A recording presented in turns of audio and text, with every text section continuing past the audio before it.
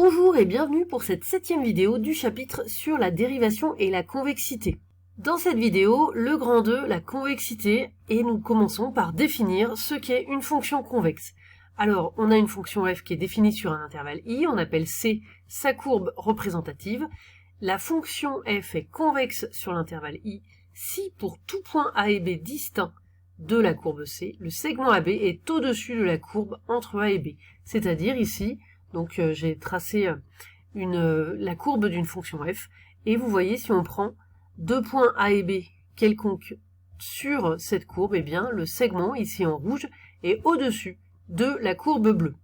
Il s'agit bien de n'importe quel segment. Si je fais bouger le point A, par exemple, eh bien le segment AB est toujours au-dessus de la courbe bleue. Même ici, bon, on voit pas très bien, mais le segment rouge est au-dessus. Et pareil, si je fais bouger le point B et inversement. Hein, voilà. Donc, tous les segments qu'on peut tracer sont au-dessus de la courbe. Et on a une définition analogue lorsque tous les segments AB sont en dessous de la courbe, on appelle la fonction une fonction concave. On peut remarquer que si f est convexe, alors moins f est concave et inversement. Moins f, c'est-à-dire avec une symétrie d'axe, l'axe des abscisses, c'est-à-dire on retourne la fonction vers le bas. Comme exemple de fonction convexe, on peut citer la fonction carrée, la fonction exponentielle.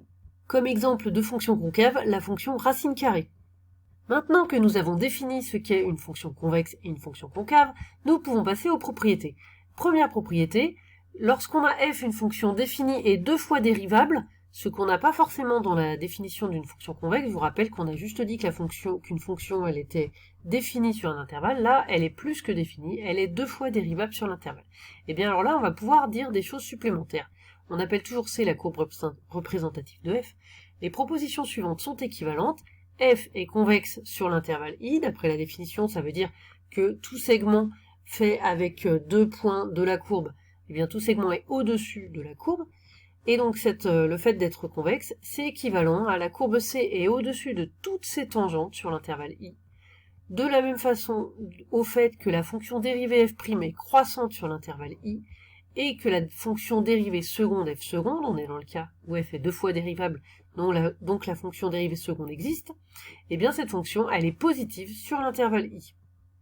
Vous pouvez voir tout de suite que les deux dernières, c'est assez évident qu'elles sont équivalentes, puisque la dérivée seconde, c'est la fonction dérivée de f', donc f' croissante, c'est équivalent à f seconde positive. C'est bien une propriété de la fonction dérivée.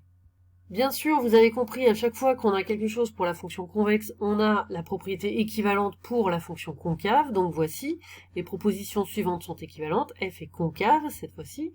La courbe C est au-dessous de toutes ces tangentes sur l'intervalle i. La fonction dérivée f' est décroissante au lieu d'être croissante pour la propriété précédente, et la fonction dérivée f seconde est négative sur l'intervalle i. Alors cette propriété, elle va nous être utile, en particulier lorsque la fonction est deux fois dérivable, et bien pour savoir si la fonction est convexe ou concave, on va calculer f seconde et déterminer le signe de f seconde pour pouvoir dire si la fonction est convexe ou concave. Nous allons maintenant simplement traiter un exemple. Si f de x égale 1 moins 3x plus e puissance x, on a donc ici une fonction qui est deux fois dérivable, donc allons-y. On commence par calculer f', la dérivée de f. Donc d'abord, on dérive 1, c'est une constante, donc ça se dérive en 0, ça disparaît. Moins 3x, la dérivée c'est moins 3, et la dérivée de e puissance x, de l'exponentielle, c'est elle-même, donc plus e puissance x. Maintenant, nous allons dériver f' pour calculer f seconde. Alors, moins 3, c'est une constante, ça se dérive en 0, ça disparaît, et e puissance x, c'est toujours e puissance x, la dérivée. Alors, cette dérivée seconde e puissance x, une propriété de la fonction exponentielle, c'est qu'elle est toujours strictement positive sur l'ensemble des réels. Donc, on a notre dérivée seconde qui est toujours strictement positive. Donc là, on est dans le cas où la dérivée seconde, elle est positive. On en conclut que la fonction f est convexe